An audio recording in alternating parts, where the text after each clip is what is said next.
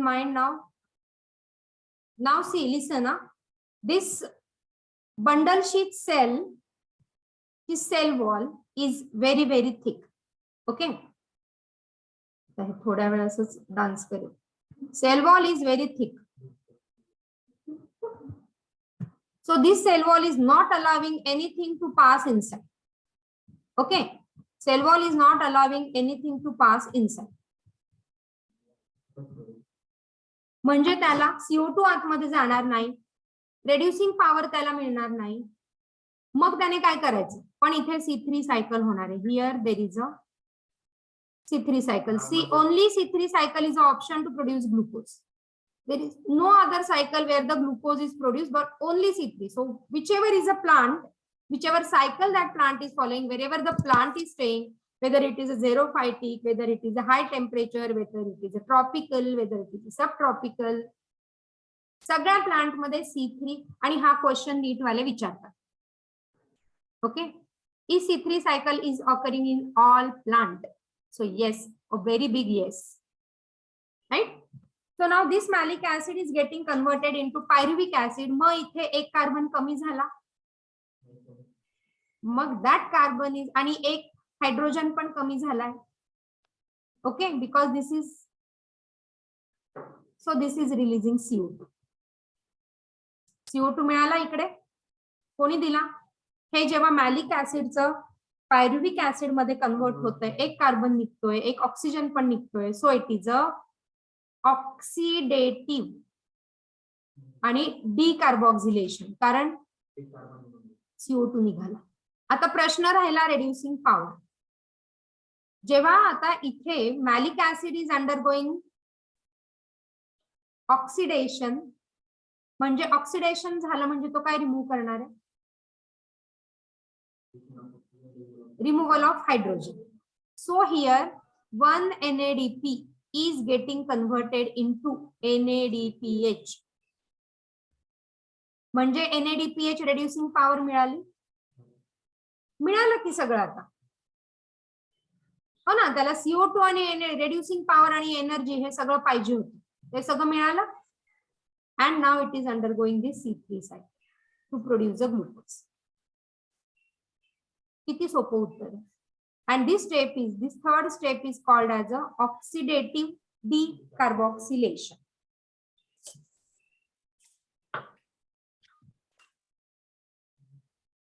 Clear? मग आता हा जो पायरुविक ऍसिड आहे हा परत रिजनरेट व्हायला लागेल ना. So this pyruvic acid is coming again here in the mesophyll cell. Yeah, so this is again the 3 carbon compound. Yes, and now this pyruvic acid will convert again into PEP. Regeneration. तो कुठला stage झाला बघा. ही पहिली कुठली होती? Carboxylation. Second was a reduction,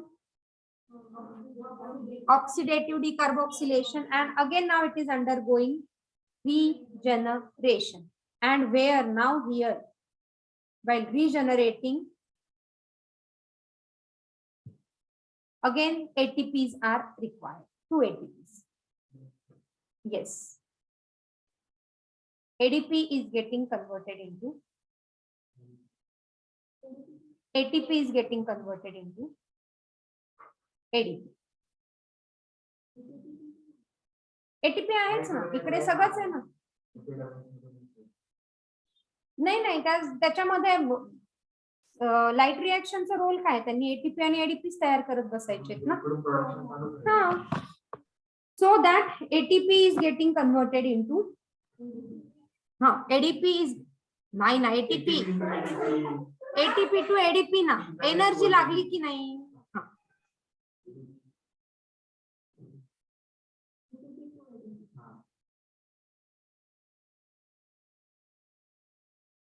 okay, so इथे त्यांना लागले किती एटीपी? 2 एटीपी. आता पुढचा माझा क्वेश्चन काय असेल? आणि मग ही जी C3 सायकल आहे ही नॉर्मल, म्हणजे CO2 फिक्सेशन. मग इथे रुबिस्को आहे, रुबिस्कोला इथे जागा दिलेली आहे कारण इकडे CO2 त्याच्या बाकी ऑक्सिजन मैत्रिणीला इथे येऊच देत नाही.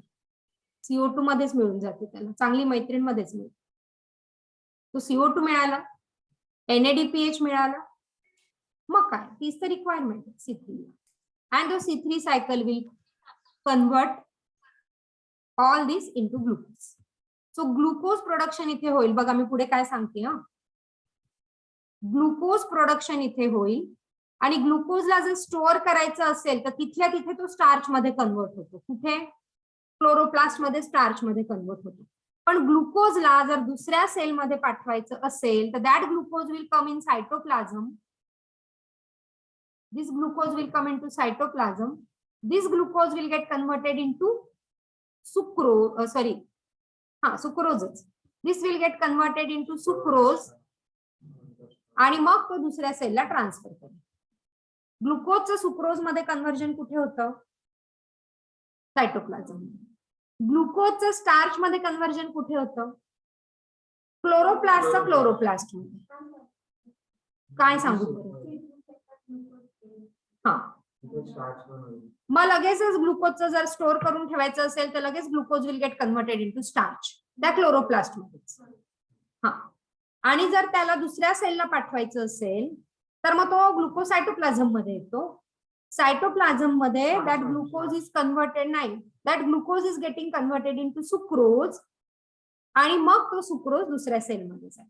Because sucrose I said is a non reducing sugar. मग जाता जाता ते वात्रटपणा करत जाणार नाही, सरळ सरळ जिथे जायचं तिथे जाते. Sincerely, right? Now my question is, what is my question? आता एका CO2 चं केलं आपण. Produce a glucose 6. So 6 times this cycle will be repeated. Okay? हा, म्हणजे चालूच राहतं. एका सोबत येतील पण त्यांच्या ऍक्सेप्टन्स वर डिपेंड आहे, त्या प्लांटच्या हेल्थ वर डिपेंड आहे. सो आपण जनरली 1 आणि 1. So cycle generally is repeated for 6 time. Okay, cycle is repeated for 6 time. हे कळलं का सगळ्यांना? इथे लिहून ठेवा. इथे CO2 येत नाही बिकॉज CO2 ला cell wall is very thick. CO2 ला आतमध्ये जाऊ देत नाही. मग CO2 ह्याला कुठे मिळाला? तर मॅलिक ऍसिड आणि पायरुव्हिक ऍसिडचं कन्व्हर्जन झालं तेव्हा मॅलिक ऍसिडने कार्बन आणि ऑक्सिजन रिलीज केला. So that is a CO2. आता मला काय काय क्वेश्चन्स आहेत? आता पहिल्यांदा मला ATPचं कॅल्क्युलेशन सांगायचं. So how many ATPs are required and how many NADH are required? Only 2 ATP. खूप सोपं कॅल्क्युलेशन आहे. हा 2 इथे किती लागले आपल्याला? So balance sheet again for ATP आणि NADPH च बॅलन्स शीट.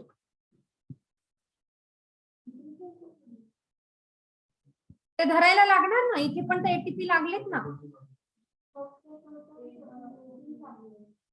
इथे 18 लागले पण 2 एका सायकलचे,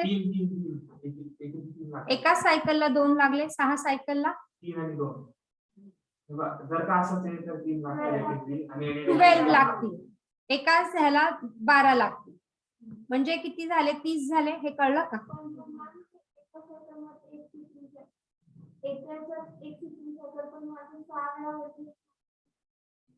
हो ना, मग आपण जेव्हा C3 सायकल 6दा झाली तेव्हाच आपण 18 ATPचं केलं होतं ना मागच्या वेळेस.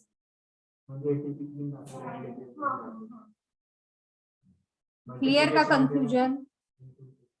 म्हणजे मग इथे 18 लागले आणि हे इथे 2 लागलेले ऑलरेडी एका सायकलला.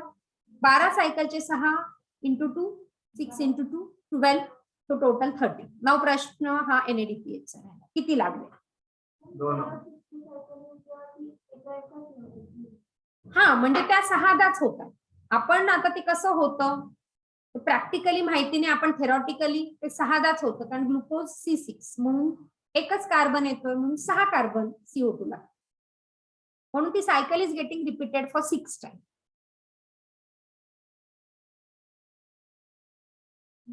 What this? हा, आता NADPH किती लागले ते सांगा ना.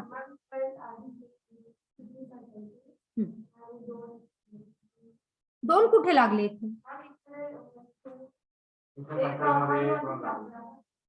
इथे लागला नाही, इथे प्रोड्यूस झालाय. एरो आहे हा प्रोड्यूस झालाय. रेड्युसिंग मग लागलाच नाही ना हा आणि हा. So 2 is equal to 2. मग कॅन्सल करतो ना आपण ते इकडचं आणि इकडचं 2. मॅथ्स आहे ना सिम्पल. इथे त्याने यूज केला पण इथे त्याने प्रोड्यूस पण केला. मग हे इक्वल झाले. मग ह्यांना कन्सिडर करण्यात काहीच पॉइंट नाही. कारण समजा इथे 6 आपण केले तर परत हे 6 प्रोड्यूस झाले. मग ते 6 - 6 होऊन जाईल. मग ह्याचा काय संबंध आला? एक्झॅक्टली. मग C3 ला किती लागले होते? 12. मग तेवढेच लागतील इथे पण. Got this?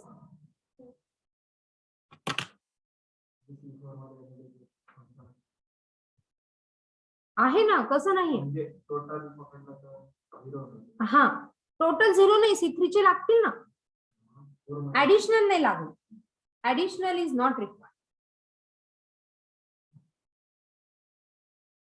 Is that clear? लिहा मग ते सगळं आणि परत त्या स्टेप वाईज.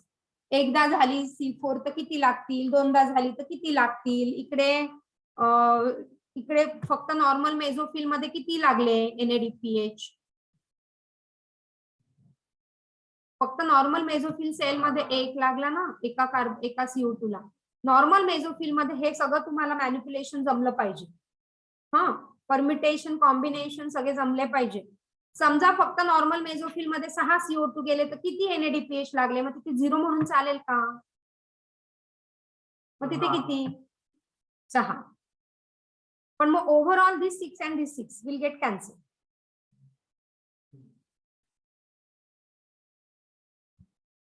तिथे सगळ्यांना कळलं का? गार्गी? हो ma'am. Clear? Is that clear to you Gargi? Yes ma'am. आता तुमच्या NCERT ने on some page number they have different. हा आता माझे काय काय क्वेश्चन्स होते सांगा चला. Which one is better, C3 और C4?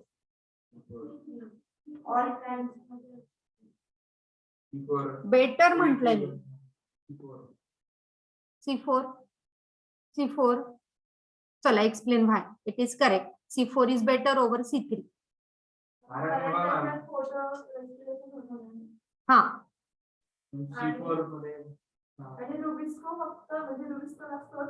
असतो ना. इथे C3 झाली म्हणजे रुबिस्को आहे. हायर प्लांट साठी त्यांना C4 नेसेसरी आहे. म्हणजे लोअर प्लांट त्यांना C3 लागतं. हायर लोअर नाहीये. म्हणजे the plants which are growing in high temperature. So don't say higher plant. Higher plant म्हटलं की फक्त एंजिओस्पर्म येतं. लोअर प्लांट म्हटलं की मग ब्रायोफायटा येतं. Say plants which are growing at higher temperature. हा लो टेम्परेचरला आहे त्यांना हायर टेम्परेचर लागेल ते लोअरचं पण करू शकतो. C4 is better compared to C3. हा कारण जर सेकंडला जायचं एकाला आणि एकाला फोर्थला जायचं तर फोर्थला जायचं सेकंड क्रॉस करेल ना. समजा C3 प्लांट आता उन्हाळ्याचे दिवस आले. आपले प्लांट आर C3 प्लांट. आपण काय ट्रॉपिकल रिजनला राहत नाही.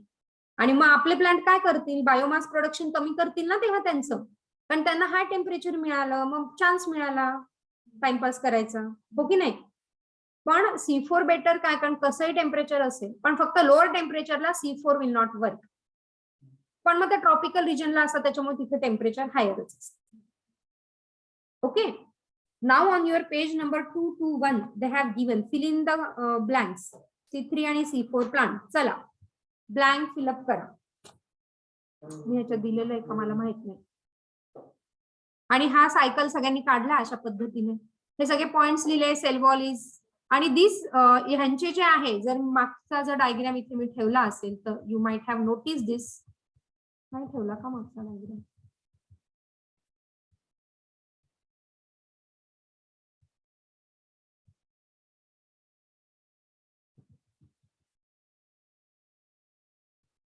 नाही तो डायग्राम गेला. If you have notice the last diagram त्याच्यात आपण बंडल शीट सेल एकदम कॉम्पॅक्टली अरेंज काढले होते असे, कारण त्यांच्यामध्ये बिलकुल पण इंटरसेल्युलर स्पेस नाही आणि म्हणून त्या सेल मधनं एकाकडनं दुसरीकडे लीक होत नाही, काहीच जात नाही आतमध्ये. Okay, and that is what is a benefit of this Kranz anatomy, right. चला ते फटाफट सगळे fill in the blank fill करा. Go with the group. Yes, the first one, cell type in which the Kelvin cycle takes place.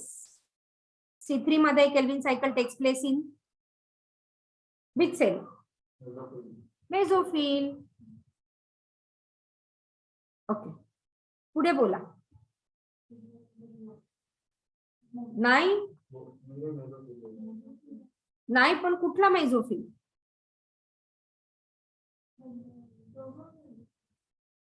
दोन्ही कसं काय राजा? Exactly, bundle sheath मेझोफिल मध्ये.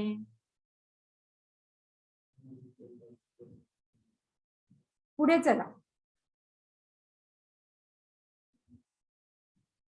Cell type in which initial carboxylation reaction occurs. नीट वाचा.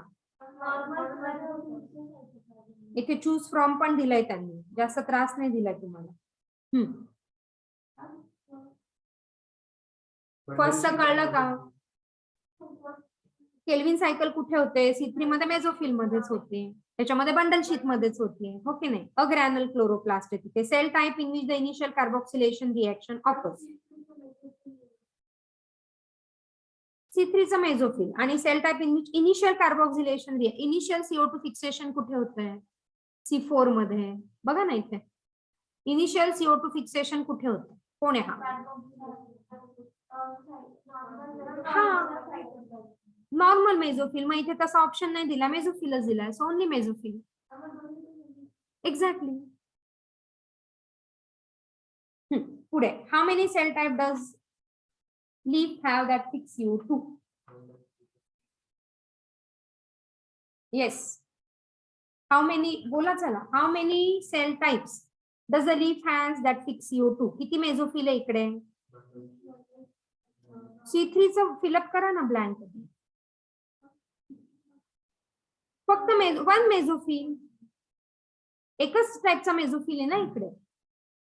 आणि इथे the mesophyll types are two bundle sheath mesophyll आणि mesophyll, normal mesophyll. Okay. Which is a primary CO2 acceptor?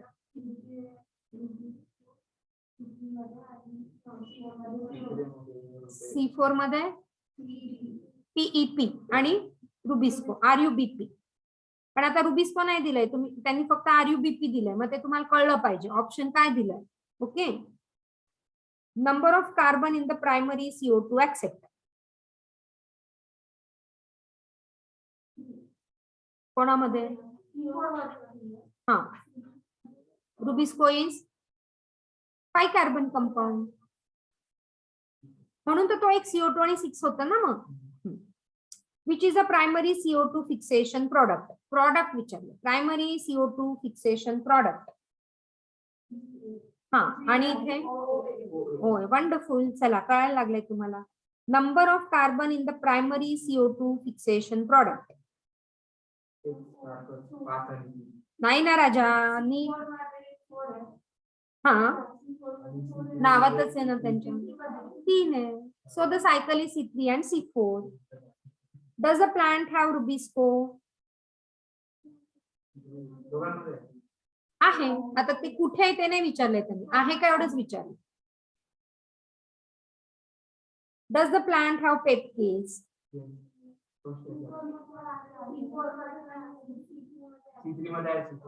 C3 मध्ये नाहीये. सो नो आणि yes. Which cells in the plant have rubisco?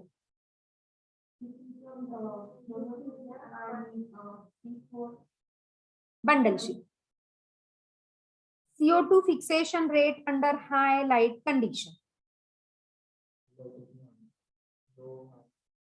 पहिले ह्याच्यात low, कारण हाय आला की तो कोणाबरोबर जाणार आहे?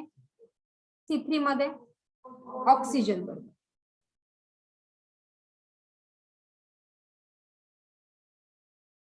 चल कुठला आहे पुढचा? Whether photo respiration is present at low light intensity. आता ऑप्शन काय दिलंय त्याच्यावरनं आपल्याला आता उत्तर कसं? समटाइम कसं लो लाईट इंटेन्सिटीला C3 पण नाही करत. हाय गेली लाईट इंटेन्सिटी की C3 वात्रटपणा करत. तो निग्लिजिबल ऍक्च्युली नाहीच, पण मग निग्लिजिबल. पुढचं नाही कसं दोघांमध्ये नाही नाही चुकीचं बोलतोय. वेदर फोटो रिस्पिरेशन आणि नाही ना, वाचा ना नीट. कुठला वाचताय तुम्ही?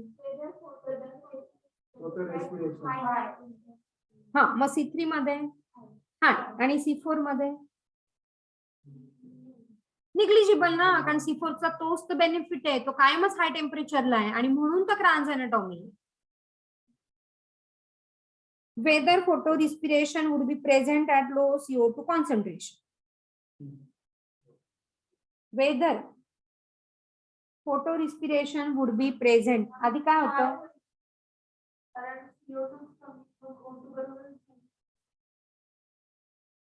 Low CO2 concentration. हा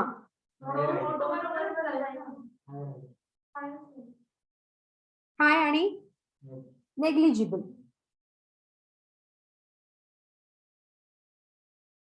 पुढचं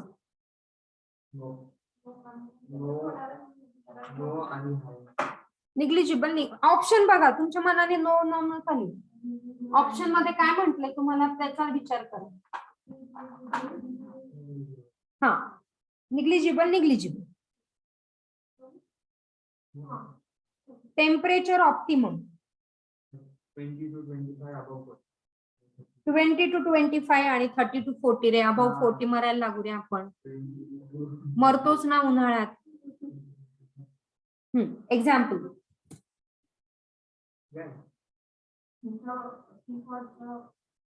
मेज, शुगर केन, सॉर्गम आणि इकडे wheat, rice, mango, Neem, people. Okay yes. Along with this any doubt? मला हे आठवड्यात संपवायचे बरं का हे.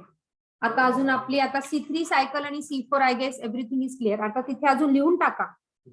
पुढचा पॉइंट मी सांगते. नंबर ऑफ ATP आणि NADP रिक्वायर्ड.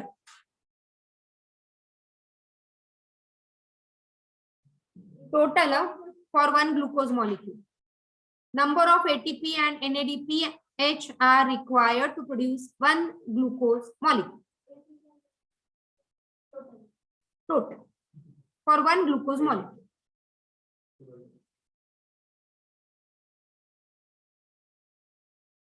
किती?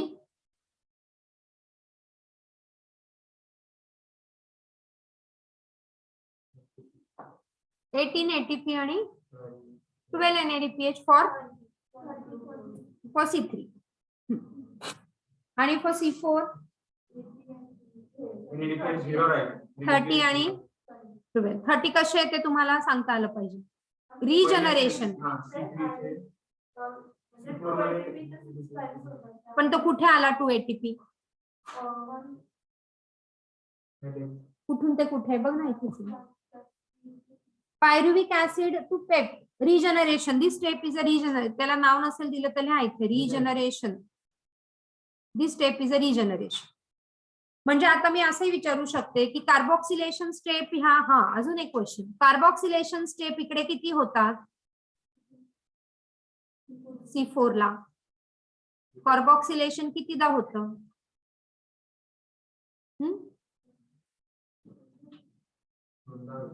दोनदा होतं ना. कसं काय दोनदा? इथे एकदा झालं कार्बोक्सिलेशन आणि इथे एकदा होईल ना C3 ला. C3च्या 3 सायकल आहेत, 3 स्टेप्स आपण बघितल्या. Carboxylation, reduction. तसं सेम रिडक्शन कितीदा होईल? इथे पण एकदा झालं रिडक्शन, इथे पण एकदा झालं रिडक्शन. रिजनरेशन कितीदा झालं? दोनदा. ऑक्सिडेटिव्ह डिकार्बोक्सिलेशन कोणामध्ये होईल? C4 मध्ये. म्हणजे हे तुम्हाला सायकल कळली तर कसे क्वेश्चन ट्विस्ट केले तुम्हाला आले पाहिजे. आता कसा क्वेश्चन विचारतील मला माहिती.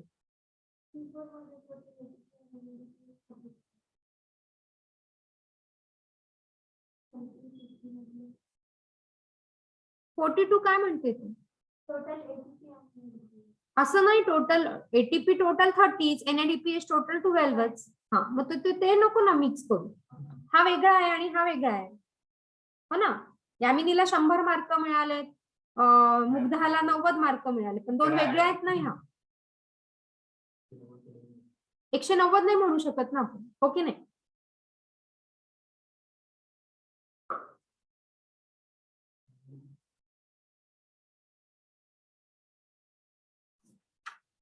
आता हा पॅरेग्राफ वाचा. ह्या पॅरेग्राफ मधलं मी सगळं शिकवलेलं आहे कम्प्लीट. ओके, फक्त तुम्ही पॅरेग्राफ वाचायचा आणि हायलाइटेड बुक्स पण तुम्हाला दिलेले आहेत, NCERT हायलाइटेड, वेगळ्या वेगळ्या कलरनी केलंय ना. तिथे वेगळे वेगळे कलर. काय माहिती का, NCERTच्या प्रत्येक लाईनवर क्वेश्चन.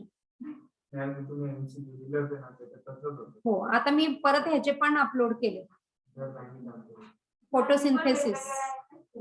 हो, मग वेगळ्या वेगळ्या ह्याच्यानी करा, म्हणजे मजा वाटते. कलर्स दिसले ना की आपण फ्रेश होतो.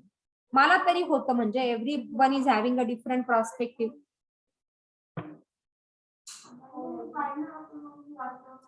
डाऊट आहे ऑनलाईन वाले? कोणाला काही डाऊट आहे का? Do you have any doubt? या Vedanta? No, ma'am, no doubt.